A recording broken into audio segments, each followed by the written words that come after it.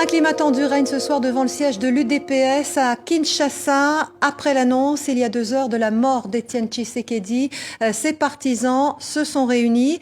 Mais le rassemblement a dégénéré. La police est intervenue et a tiré des gaz lacrymogènes. Une centaine de militants de l'opposition ont été bloqués au siège de l'UDPS.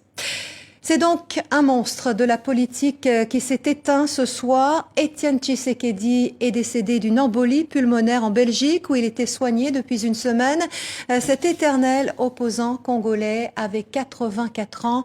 Son portrait, Emmanuel Godard. Il fut longtemps un pilier du régime du dictateur Mobutu, avant de se muer en un éternel opposant aux dirigeants en place à Kinshasa. Étienne Tshisekedi n'était pas apparu en public depuis plus d'1 mois. Une fois de plus, il avait été évacué pour raisons médicales vers la Belgique. Déjà, en 2007, peu après l'élection de Joseph Kabila, il quitte le pays à bord d'un avion médicalisé pour ne rentrer que fin 2010 pour participer à la présidentielle. Il est battu en novembre 2011 et commence alors une politique de boycottage, quitte à affaiblir son parti, l'UDPS. En août 2014, il est évacué une nouvelle fois de Kinshasa vers Bruxelles. Il ne reviendra que fin 2016 pour être accueilli triomphalement par des milliers de personnes. Il était têtu, il était intransigeant. Je crois que c'était ça en fait le secret de sa popularité, parce que dans la classe politique congolaise, beaucoup de gens ont louvoyé entre le pouvoir et l'opposition. C'est un des rares qui, lui, depuis presque 40 ans finalement, est resté fidèle à l'opposition. Alors ça a peut-être gâché son destin politique, je ne sais pas, il était peut-être pas suffisamment apte au compromis. S'il refuse de participer en septembre au dialogue national proposé par Joseph Kabila, le Sphinx finit par donner son aval à la participation de son parti aux négociations. Elles déboucheront sur l'accord du 31 décembre qui consacre le maintien au pouvoir du chef de l'État au-delà du terme de son mandat. Il était prévu dans l'accord qui a été signé le 31 janvier qu'il ait un poste, celui de président du comité de suivi de l'accord. Et donc, il était nommément nommé à ce poste, donc il va de toute façon falloir rediscuter cet accord. Il va y avoir le temps du deuil, donc tout ça va prendre encore beaucoup de temps. Après avoir multiplié les consignes contradictoires, Étienne Tshisekedi quitte Kinshasa en y laissant nombre de ses sympathisants perplexes et tristes. Des négociations pour un partage du pouvoir étaient en cours à son départ. Merci d'être avec nous, Christian Eboulé. Alors, Étienne Tshisekedi, on l'a dit, c'était l'opposant historique, le chef de l'UDPS, et jusqu'à son évacuation vers la Belgique il y a une semaine, il menait les discussions avec la majorité présidentielle sur un accord de partage du pouvoir. Quelles conséquences sa mort peut-elle avoir sur la suite des discussions? Étienne Tshisekedi, c'était le patriarche, et une partie de cet accord reposait essentiellement sur ce qu'il représentait, lui en tant que personne.